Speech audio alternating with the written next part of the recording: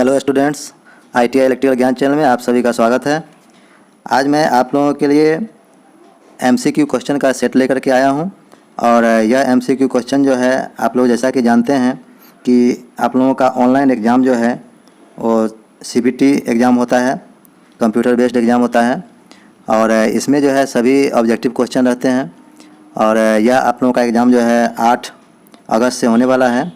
तो मैं यह इलेक्ट्रीशियन ट्रेड का जो है सेकेंड ईयर का जो आपका जिसमें DC मोटर पढ़ना है, DC मोटर चैप्टर से जो है मैं कुछ महत्वपूर्ण क्वेश्चन जो है लेकर के आया हूं और यह वीडियो आपका जो है पार्ट 1 है और अगला वीडियो आएगा आपका पार्ट 2। इसमें जो भी क्वेश्चन है आपका यही सेम टू सेम क्वेश्चन इसी प्रकार से आपको ऑनलाइन CBT एग्ज़ाम में रहेगा और आपका सेम क्वेश्चन और सेम ऑप्शन भी, ये ऑप्शन भी चेंज नहीं होता है क्योंकि ये निम्मी का क्वेश्चन सेट है और यही क्वेश्चन सेट जो है एग्ज़ाम में पूछा जाता है, इसी में से क्वेश्चन दिया जाता है। तो आप लोग इसको अच्छी तरह से तैयारी कर लें ताकि आपको जो है 100% मार्क्स लाने में सुविधा हो, क्योंकि बहुत सारे ऐसे स्टूडेंट्स हैं मेरे जो पिछले एग्ज़ाम में जो है इस सेट से तैयारी करके और 100% मार्क्स लाए हैं। तो आप लोग भी जो है अच्छी तरह से मेहनत करें जिससे कि आपको भी जो है 100% मार्क्स आएँ। तो चलिए, यदि आप चैनल में नए हैं तो सबसे पहले चैनल को सब्सक्राइब कर बेल आइकन दबा दें ताकि आपको ITI से रिलेटेड जो भी जानकारियाँ हो वो समय पर मिलते रहे। तो चलिए बिना देर किए हुए शुरू करते हैं वीडियो को। यह देखिए, यह आपका पहला क्वेश्चन है और यह 57 नंबर का क्वेश्चन है। इससे पहले ऑलरेडी जो है मैं आपको DC जनरेटर चैप्टर से जो है 56 क्वेश्चन जो है बता चुका हूं, जो आपका 2 वीडियो है, आप देख सकते हैं चैनल पर विजिट करके। और इसमें देखिए दिया हुआ है कि which instrument is use to measure armature winding resistance. Armature winding प्रतिरोध को मापने के लिए किस उपकरण का उपयोग किया जाता है। तो यहाँ पर देखिए आपका ऑप्शन दिया हुआ है, मेगर है, मल्टीमीटर है और श्रेणी प्रकार ओम मीटर है और केल्विन ब्रिज है। तो यहाँ पर सबसे पहले ये आप जानकारी ले लें कि आर्मेचर का जो है प्रतिरोध होता है वह जो है आपका 1 ओम से जो है कम होता है। आर्मेचर रेजिस्टेंस जो है हमेशा जो है 1 ओम से कम रहेगा आपको। तो 1 ओम से कम रहेगा, तो 1 ओम से कम का प्रतिरोध मापने के लिए कौन सा जो है उपयुक्त मीटर रहेगा, तो उसके बारे में जान लें। मेगर जो है आपका, यह मेगर जो है अत्यधिक उच्च प्रतिरोध मापने के लिए इसका प्रयोग किया जाता है। इसे हम लोग इंसुलेशन रेजिस्टेंस मापते हैं। दूसरा है आपका जो है मल्टीमीटर। तो ये मल्टीमीटर जो है इससे हम लोग जो है कम वैल्यू के भी और ज़्यादा वैल्यू के भी रेजिस्टेंस है, वोल्टेज है, करंट है, हम लोग अलग अलग इंस्ट्रूमेंट, इस इंस्ट्रूमेंट से जो है अलग अलग आपका इलेक्ट्रिकल क्वांटिटी है उसको हम लोग मेजर करते हैं। उसके बाद आपका है श्रेणी प्रकार का ओम मीटर। ये श्रेणी प्रकार का ओम मीटर है, यह भी जो है हमारा अधिक प्रतिरोध मापने के लिए जो है प्रयोग किया जाता है। तो हमारा लास्ट ऑप्शन है आपका, देखिए यहाँ पर केल्विन ब्रिज। केल्विन ब्रिज जो है यह जो है आपका सबसे जो है सूटेबल आंसर है आपका, इसका एग्जैक्ट आंसर है केल्विन ब्रिज। तो सही आंसर है आपका D, ये केल्विन ब्रिज। और इसकी सहायता से ही जो है हम लोग मोटर का जो है आर्मेचर वाइंडिंग का जो है हम लोग प्रतिरोध मापते हैं। और इसका दूसरा नाम जो है आप ये भी जान लें कि इसको केल्विन डबल ब्रिज भी बोलते हैं। इसको केल्विन डबल ब्रिज बोलते हैं, double bridge, Kelvin double bridge. और इसका दूसरा नाम है आपको Thomson bridge, Thomson bridge, Thomson bridge. यह भी जो है केल्विन ब्रिज का ही दूसरा नाम है। तो आपका ये तीनों नाम हो सकता है, कहीं पर लिखा हुआ मिल सकता है केल्विन ब्रिज, कहीं पर लिखा हुआ मिल सकता है केल्विन डबल ब्रिज, कहीं पर लिखा हुआ मिल सकता है थॉमसन ब्रिज। तो आप लोग ऑप्शन देख लें और जो भी इन तीनों में से कहीं पर कुछ लिखा हुआ मिले तो वो आपका जो है सही आंसर होगा। क्वेश्चन है आपका 58 नंबर का, which instrument is use to test armature winding for short and open circuit. देखिए इसमें 2 चीज़ है आपका, एक शॉर्ट सर्किट और एक ओपन सर्किट। आर्मेचर वाइंडिंग का जो है शॉर्ट सर्किट और ओपन सर्किट जो है हम लोग किस चीज़ से जो है, कौन सा इंस्ट्रूमेंट से जो है हम लोग चेक करेंगे। तो ऑप्शन देखते हैं। इसमें देखिए ऑप्शन में दिया हुआ है आपका क्या, एक है टोंग परीक्षक, टोंग टेस्टर। टोंग टेस्टर से जो है आपका करंट मापा जाता है। यह जो है मुख्य रूप से जो है हम लोग करंट मापने के लिए इसका उपयोग करते हैं। इंटरनल ग्राउलर है और एक्सटर्नल ग्राउलर है। तो ये आर्मेचर को टेस्ट करने के लिए यही 2 ग्राउलर ही जो है इसका उपयोग किया जाता है। लेकिन अब यहाँ पर देखेंगे कि हम लोग जो है कौन सा जो है ग्राउलर से जो है इसका टेस्ट करेंगे। और चौथा है हमारा आपका डिजिटल मल्टीमीटर। तो डिजिटल मल्टीमीटर से हम लोग जो है चाहे वोल्टेज है, चाहे करंट है, रेजिस्टेंस है, कुछ भी माप सकते हैं। तो यहाँ पर मैं हमको जो है आर्मेचर वाइंडिंग को चेक करना है। तो आर्मेचर वाइंडिंग चेक करने के लिए हमारे पास में ये 2 चीज़ है, ग्राउलर से चेक किया जाता है। लेकिन अब इसमें यहाँ पर 2 ऑप्शन दिया हुआ है कि आंतरिक ग्राउलर और बाहरी ग्राउलर। तो यह जानकारी ले लें कि कहाँ पर में जो है किसका उपयोग किया जाता है। तो एक्सटर्नल ग्राउलर जो होता है, बाहरी ग्राउलर, इससे जो है हम लोग क्या करते हैं, छोटा छोटा जो है जो भी आर्मेचर रहेगा उसका प्रयोग जो है, स्मॉल आर्मेचर का प्रयोग जो है हम लोग करते हैं एक्सटर्नल ग्राउलर से। और अगर जैसे हमारे पास में अगर मान लीजिए बड़ा है डीसी आर्मेचर, तो बड़े डीसी आर्मेचर का प्रयोग जो है हम लोग ये इंटरनल ग्राउलर से करते हैं, बड़े डीसी आर्मेचर का। और या आपके पास में जो है एसी मोटर है जिसका स्टेटर का जो है वाइंडिंग को चेक करना है, तो आपका जो है इंटरनल जो है ग्राउलर से हम लोग चेक करते हैं स्टेटर का। तो आपका यहाँ पर मैं जो दे रहा है कि शॉर्ट सर्किट और ओपन सर्किट के लिए आर्मेचर वाइंडिंग का परीक्षण जो है, तो इसमें जो है आपका सही आंसर होगा सी। सही आंसर है आपका सी, एक्सटर्नल ग्राउलर। इसी का प्रयोग जो है करके हम लोग जो है शॉर्ट सर्किट या ओपन सर्किट का आर्मेचर का वाइंडिंग का जो है हम लोग टेस्ट करते हैं। तो इस क्वेश्चन का जो है आपका सही आंसर हो गया सी, ठीक है, एक्सटर्नल ग्राउलर। बाकी जो है सारा ऑप्शन जो है यह गलत है। अगला क्वेश्चन है, what is the name of speed control method of DC motor. DC motor के गति नियंत्रण विधि का नाम क्या है। देखिए यहाँ पर में जो ये फिगर दिया गया है, पहले इस फिगर को समझ लीजिए। यह जो फिगर दिया हुआ है इसमें देखिए यहाँ पर में आपका एक वेरिएबल रेजिस्टेंस लगा हुआ है, रियोस्टेट लगा हुआ है। ये रियोस्टेट हो गया आपका, और ये हो गया आपका आर्मेचर, और ये हो गया आपका फील्ड वाइंडिंग, और ये हो गया इधर से डीसी सप्लाई सोर्स, जो डीसी सप्लाई इसमें दिया जाएगा। तो यहाँ पर मैं पूछ रहा है कि यह जो है कौन सा विधि है स्पीड कंट्रोल करने का। देखिए इसका सही आंसर जो है सही आपका डी ऑप्शन है, आर्मेचर डाइवर्टर मेथड। चूँकि यह जो आपका आर्मेचर वाइंडिंग है और यह जो रेजिस्टेंस वेरिएबल लगाया गया है, इस रेजिस्टेंस को लगाने से जो है आपका आर्मेचर का जो है प्रतिरोध वेरी करेगा, इसीलिए इसको जो है आर्मेचर डाइवर्टर मेथड कहते हैं। तो आपका सही आंसर जो है इसका डी है। नेक्स्ट क्वेश्चन है आपका, देखिए यहाँ पर मैं दिया हुआ है कि which winding wire is used for DC field coil. DC field coil के लिए किस वाइंडिंग तार का प्रयोग किया जाता है। तो इसका सही आंसर है आपका ए, जो सुपर इनामेल कॉपर वायर है इसका प्रयोग जो है आपको डीसी फील्ड वाइंडिंग के लिए जो है किया जाता है। तो सही आंसर हो गया आपका सुपर इनामेल कॉपर वायर। अगला क्वेश्चन है आपका, which formula is used to calculate the speed of DC motor. DC motor का गति के लिए जो है आपका कौन सा फार्मूला जो है इसमें होगा। तो देखिए यहाँ पर मैं गति के लिए आपको जो है एन का यूज किया जाता है, और ई बी जो है आपका होता है बैक ईएमएफ, और आपका फाई जो है यहाँ पर होता है फ्लक्स। तो आपका इसका सही आंसर जो है याद रखना पड़ेगा आपको, ए जो है आपका यह सही आंसर है, N equal to E B by phi, जिसमें कि आपका जो है ई बी जो है बैक ईएमएफ जो है, बैक ईएमएफ के समानुपाती जो है आपका स्पीड होता है। जैसे जैसे आपका बैक ईएमएफ बढ़ेगा वैसे वैसे आपका स्पीड जो है तेज़ होगा, और फ्लक्स का जो है व्युत्क्रमानुपाती होता है। तो सही आंसर आपका हो गया ए। नेक्स्ट क्वेश्चन है, how many parallel path in duplex lap winding in the armature of 4 pole DC motor. तो 4 पोल डीसी मोटर में जो है आपका समानांतर पथ की संख्या जो है ये निकालना है। इसको जो है आपको ए से सूचित करते हैं। तो ए जो है यहाँ पर में आपका जो है सही आंसर होगा आपका ए 2, क्योंकि जो है डुप्लेक्स है इसलिए जो है यहाँ पर में 2 सही आंसर होगा। नेक्स्ट क्वेश्चन है कि डीसी मोटर में आर्मेचर की घूमने की दिशा कौन सा नियम निर्धारित करता है। तो इसके बारे में जानकारी ले लें कि डीसी मोटर और डीसी जनरेटर के लिए जो है आपको, जब जनरेटर की बात होगा तो उस टाइम में जो है आपका फ्लेमिंग का जो है राइट हैंड रूल का यूज होता है, और अगर मोटर की बात करेंगे तो मोटर के लिए जो है लेफ्ट हैंड रूल का यूज होता है। तो आपका सही आंसर जो है इसमें सी होगा, फ्लेमिंग के बाएं हाथ का नियम।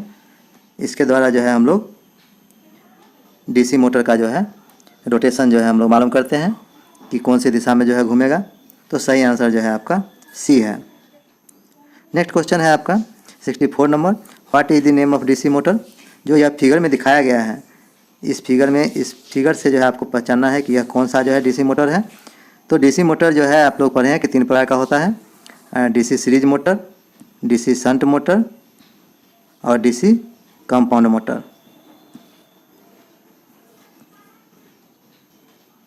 तो ये जो है 3 प्रकार का मोटर होता है। और इसमें जो फिगर में दिया हुआ है, तो जैसे आप लोग पढ़े हैं कि आर्मेचर वाइंडिंग के, यह आर्मेचर वाइंडिंग हो गया, इस आर्मेचर वाइंडिंग के अगर समानांतर क्रम में जो है फील्ड वाइंडिंग रहे तो इसको बोलते हैं हम लोग डीसी शंट मोटर। तो आपका सही आंसर जो है क्या हो गया, DC shunt motor. Next question है आपका कि which rule determines the direction of current in DC motor. DC motor में जो है आपको करंट जो है, करंट का दिशा जो है कैसे ज्ञात करेंगे। तो डीसी मोटर में करंट को का दिशा ज्ञात करने के लिए जो है हम लोग फ्लेमिंग के दाएं हाथ का नियम का जो है हम लोग प्रयोग करते हैं।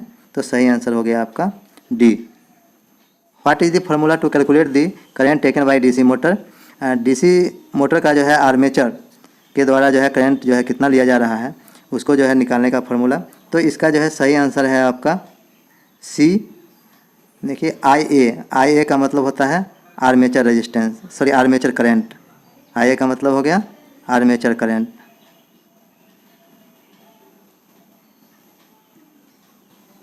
Armature current. और भी हो गया जो है अप्लाइड वोल्टेज, जो भी वोल्टेज आप जो है इसको दे रहे हैं तो वो हो गया भी, तो अप्लाइड वोल्टेज हो गया। और उसके बाद है आपका ईबी। ईबी होता है बैक ईएमएफ, ईबी को बोलते हैं बैक ईएमएफ। और आरए जो है आपका होता है आर्मेचर रेजिस्टेंस।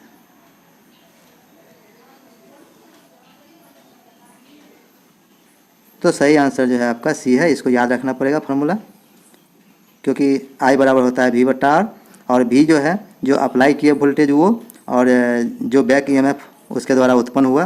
क्योंकि यह आर्मेचर का जो है पूछ रहा है, तो आर्मेचर में जो है जो अप्लाई वोल्टेज दिए और जो उसके द्वारा जो है बैक ईएमएफ उत्पन्न किया गया है उसको घटा देंगे हम, और उसमें जो है जो आर्मेचर का रेजिस्टेंस होगा उससे भाग दे देंगे, तो ये हमारा जो है करंट निकल जाएगा आर्मेचर का। नेक्स्ट क्वेश्चन है आपका 67 नंबर। डीसी मोटर में फ्लक्स की दिशा की पहचान करने के लिए कौन सा नियम लागू किया जाता है। तो इसका जो है सही आंसर आपका है सी, फ्लेमिंग का जो है लेफ्ट हैंड रूल। फ्लेमिंग का बायां हाथ का नियम जो है इसका प्रयोग करके हम लोग जो है फ्लक्स का दिशा का ज्ञात करते हैं।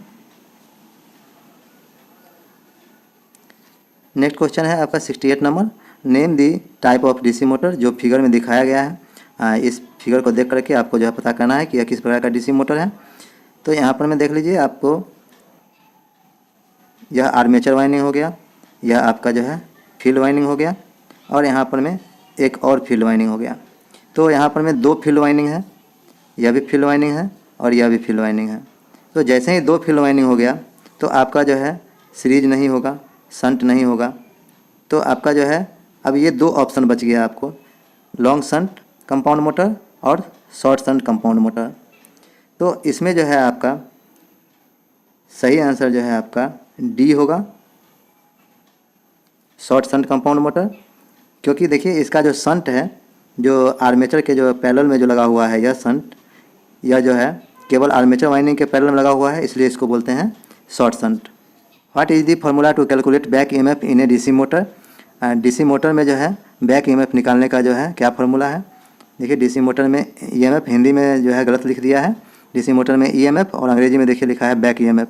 तो इस प्रकार से आप लोग जो है कभी भी जो है इंग्लिश वाला क्वेश्चन जो है पढ़िएगा, और इंग्लिश वाला क्वेश्चन से ही जो है आपका जो है आंसर सटीक आंसर रहेगा, क्योंकि हिंदी वाले में बहुत सारा गलती भी रहता है। तो साथ में एक जानकारी और ले लें कि एक डीसी जनरेटर में आप लोग पढ़े थे ईएमएफ, और यहाँ पर में है डीसी मोटर। तो डीसी मोटर में बैक ईएमएफ होता है और डीसी जनरेटर में ईएमएफ होता है, और दोनों का फार्मूला एक ही होता है।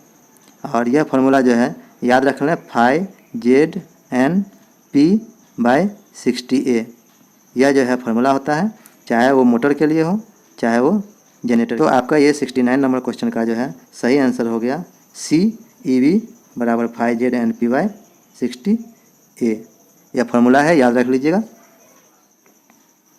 नेक्स्ट क्वेश्चन है, देखिए यहाँ पर एक फिगर दिया हुआ है कि what is the name of equipment. यह उपकरण का नाम बताएं, क्या उपकरण है।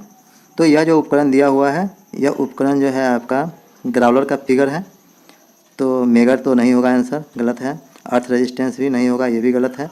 अब आपका सी और डी में से आपको चुनना है कि आंतरिक ग्राउलर या बाहरी ग्राउलर। तो देखिए यहाँ पर में जो ये बीच वाला ये भाग जो दिख रहे हैं आप, इस भाग पर में जो है आपको आर्मेचर को रखा जाता है। तो यह बाहर से आप लोग रखते हैं, तो इसलिए हो गया यह एक्सटर्नल ग्राउलर। तो आपका जो है 70 नंबर क्वेश्चन का जो है आपका सही आंसर हो गया डी, एक्सटर्नल ग्राउलर।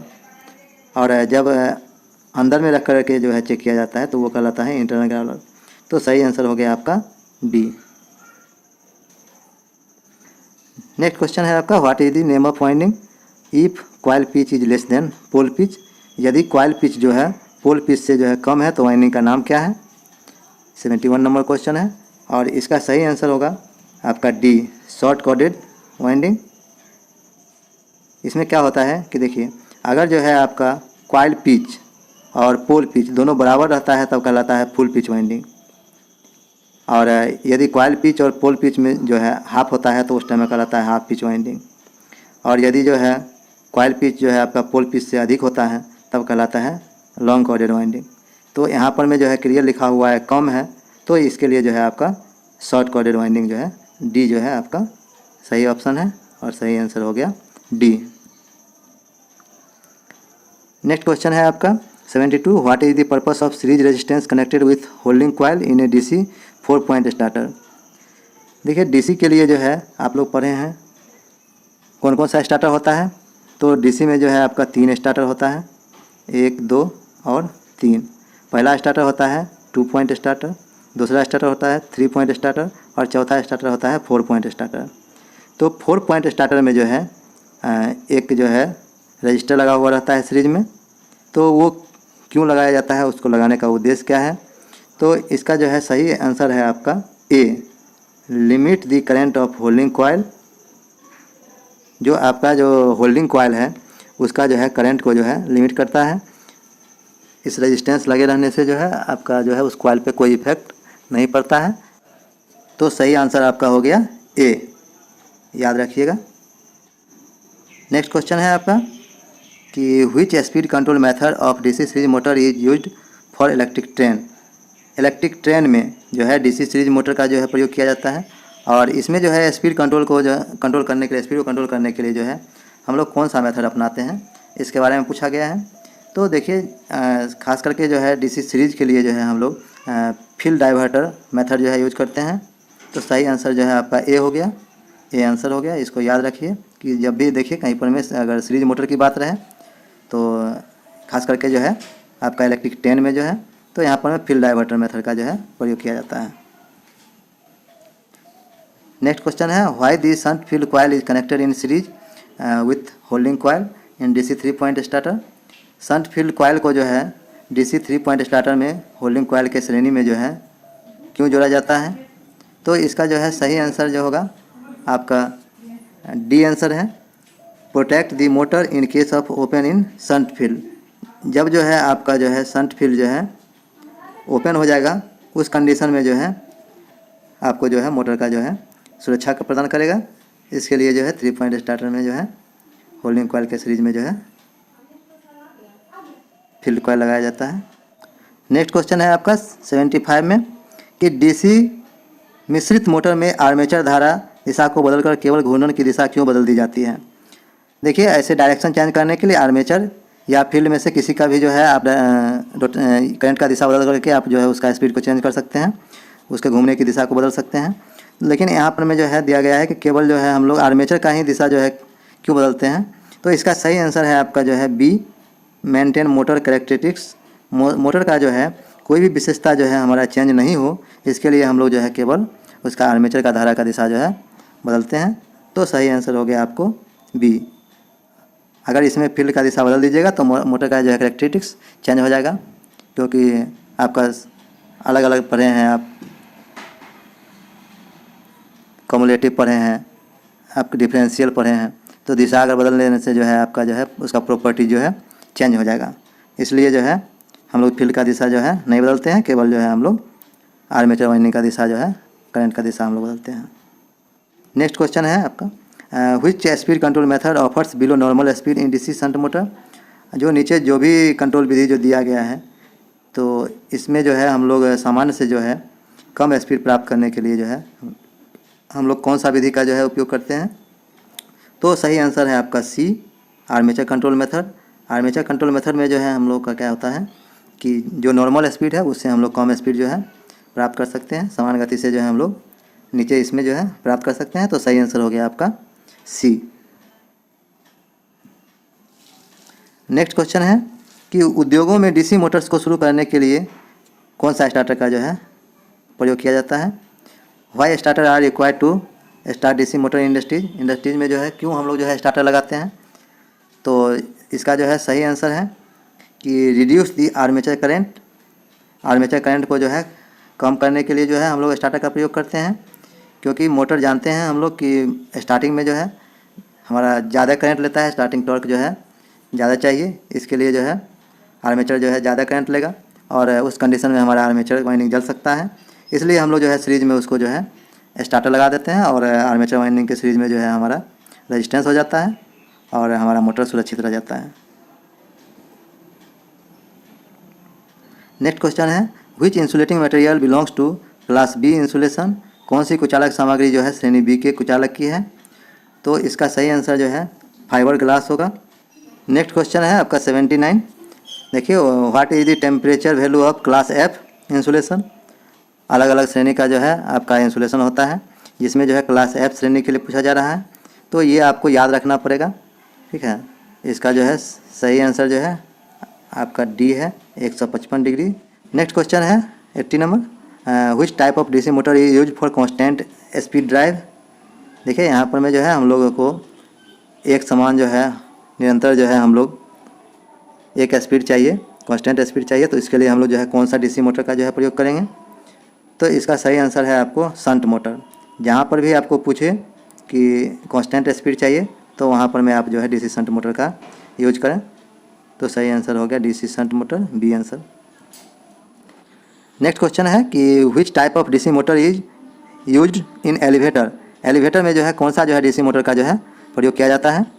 तो यह एलिवेटर का प्रयोग जो है रेलवे स्टेशन पर में किया जाता है। देखिएगा रेलवे स्टेशन पर में जो प्लेटफॉर्म बना हुआ रहता है वहाँ पर में जो है एक प्लेटफॉर्म से दूसरे प्लेटफॉर्म पर जाने के लिए एक सीढ़ी बनाया हुआ रहता है और वो चलता हुआ सीढ़ी होता है, जिस पर आपके बजाय खड़े हो जाइए तो वो जो है ऊपर तक आपको पहुँचा देगा। तो उस सीढ़ी में जो है आपका कौन सा मोटर यूज किया गया है, इसके बारे में पूछा गया है। तो इसका सही आंसर होगा आपका D, DC cumulative compound motor. इसको आपको याद रखना पड़ेगा कि डीसी कम्युलेटिव कंपाउंड मोटर जो है इसका प्रयोग जो है आपको एलिवेटर में किया जाता है। नेक्स्ट क्वेश्चन है 82 which method of speed control gives below the rated speed in DC series motor. DC series motor में जो है कौन सा जो है विधि है जिसके द्वारा जो है रेटेड गति से जो है कम गति जो है होता है। तो इससे पहले भी ऑलरेडी ये क्वेश्चन हम बता चुके हैं। आर्मेचर जो है डाइवर्टर कंट्रोल मेथड है, इस विधि के द्वारा जो है हमारा रेटेड स्पीड से जो है कम स्पीड प्राप्त होता है। तो सही आंसर है आपका डी। नेक्स्ट क्वेश्चन है आपका what is the effect if A 4 point starter resistance is cut off during running. यदि जो है देखिए इसमें दिया हुआ है कि क्या प्रभाव पड़ेगा अगर चलने के दौरान 4 बिंदु स्टार्टर कट ऑफ हो जाता है। अगर चलते चलते जो है हमारा 4 पॉइंट स्टार्टर जो है कट ऑफ हो जाता है तो उस कंडीशन में हमारा क्या होगा। तो देखिए उस कंडीशन में क्या होगा, आपका मोटर तो चलेगा, मोटर चलता रहेगा, लेकिन वह जो है धीमी गति से चलेगा। मोटर बंद नहीं होगा, मोटर चलता रहेगा लेकिन धीमी गति से। तो सही आंसर हो गया आपका बी। नेक्स्ट क्वेश्चन है आपका कि why carbon composition brush required in the armature circuit to operate the DC motor. DC motor को जो है चलाने के लिए जो है आर्मेचर सर्किट में जो है कार्बन ब्रश प्रयोग किया जाता है और उस कार्बन ब्रश में जो है कार्बन मिक्स जो है कार्बन कंपोजिशन का जो है ब्रश हम लोग यूज करते हैं। तो क्यों यूज करते हैं, इसका रीज़न जो है पूछा जा रहा है। तो इसका जो है सही रीज़न है कि जो स्पार्किंग होता है वो स्पार्किंग नहीं के बराबर में हो, कम स्पार्किंग हो, इसके लिए जो है इसका जो है प्रयोग किया जाता है। क्योंकि यह कार्बन जो है हमारा ये कॉन्टैक्ट पॉइंट जो है प्रॉपर बनाता है। दूसरा जो है यह इसका पार्टिकल जो होता है वो कम्यूटेटर पर में फिसलने में मदद करता है। तो सही आंसर हो गया आपका जो है डी, कम्यूटेटर सेगमेंट में जो है स्पार्क कम करता है। नेक्स्ट क्वेश्चन है why series motor produce high torque and speed initially without load. Series motor जो है कोई भी सीरीज मोटर जो है बिना लोड का जो है बहुत ही अधिक जो है स्पीड में घूमता है और बहुत ही हाई टॉर्क देता है वो। इसका जो है पूछ रहा है कि क्यों, ऐसा क्यों होता है। तो इसका सही आंसर है देखिए ए सही आंसर है। इसका कारण है कि back EMF, absence of back EMF की अनुपस्थिति। क्या होता है कि जब स्टार्टिंग में जो है हमारा शून्य अवस्था में रहता है तो उस टाइम में जो है क्या होता है, बैक ईएमएफ जो है हमारा नहीं होता है। और जैसे ही बैक ईएमएफ हमारा नहीं रहेगा, बैक ईएमएफ शून्य रहेगा, तो उस टाइम में जो है हमारा हाई टॉर्क रहेगा और हाई स्पीड रहेगा। तो सही आंसर हो गया आपका ए। नेक्स्ट क्वेश्चन है 86, why the series field is short circuited at the time of starting in differential compound motor. Differential compound motor में जो है शुरू में सीरीज फील्ड जो है शॉर्ट सर्किट क्यों होता है, डिफरेंशियल कंपाउंड मोटर में पूछ रहा है। देखिए इसका सही आंसर है आपका D, to maintain proper direction of rotation. Rotation की उचित दिशा बनाए रखने के लिए जो है उसको जो है शॉर्ट सर्किट किया जाता है। तो सही आंसर हो गया आपका डी। नेक्स्ट क्वेश्चन है 87, which is the most effective method of balancing armature. Armature को संतुलित करने का सबसे प्रभावी तरीका कौन सा है। तो सही आंसर है आपका बी, डायनामिक बैलेंसिंग, गतिशील संतुलन। इसको याद रखिए, बी सही आंसर है।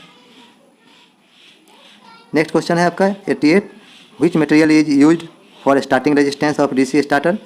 डीसी स्टार्टर का जो है जो स्टार्टिंग रेजिस्टेंस जो है हम यूज करते हैं उसमें यह स्टार्टिंग रेजिस्टेंस जो है किस चीज़ का बना होता है। तो यहाँ पर मैं देखिए 4 ऑप्शन दिया हुआ है, इसमें से आपको सटीक ऑप्शन चुनना है। ठीक है, आपका यूरेका का भी यूज होता है, मैग्नानिन का भी यूज होता है और कॉन्स्टेंटाइन का भी यूज होता है। नाइक्रोम का यूज नहीं होता है। लेकिन जो डीसी का जो है स्टार्टर बनता है उस स्टार्टर में जो है स्पेशली जो है हमारा यूरेका वायर का यूज जो है किया जाता है। और यूरेका वायर जो है इसमें कॉपर और प्लस आपका जो है निकेल, ये 2 चीज़ का जो है मिश्रण रहता है। और कॉपर जो है आपका 55% रहता है और निकेल जो है आपका 45% रहता है। तो सही आंसर आपका ये है यूरेका। नेक्स्ट क्वेश्चन है आपका 89, which DC compound motor is operated at constant speed under varying load. किसी डीसी कंपाउंड मोटर को अलग अलग लोड पर नियत गति से संचालित किया जा सकता है। देखिए पूछ रहा है इसमें कि कौन सा ऐसा डीसी कंपाउंड मोटर है जिसको कि लोड हम अगर अलग अलग लोड दे देते हैं उसके बावजूद भी जो है उसका स्पीड जो है वेरी नहीं करता है, स्पीड हमारा सेम रहता है। तो इसके लिए जो है हम लोग कौन सा डीसी कंपाउंड मोटर का जो है हम लोग प्रयोग करेंगे। तो इसका सही आंसर है कम्युलेटिव लॉन्ग शंट। 2 प्रकार का इसमें होता है, एक शॉर्ट शंट होता है, एक लॉन्ग शंट होता है। और तो यहाँ पर में जो है आपका सही आंसर है बी, कम्युलेटिव लॉन्ग शंट। इसमें जो है आपका लोड चेंज करने के बावजूद भी जो है आपका स्पीड जो है वेरी नहीं करता है।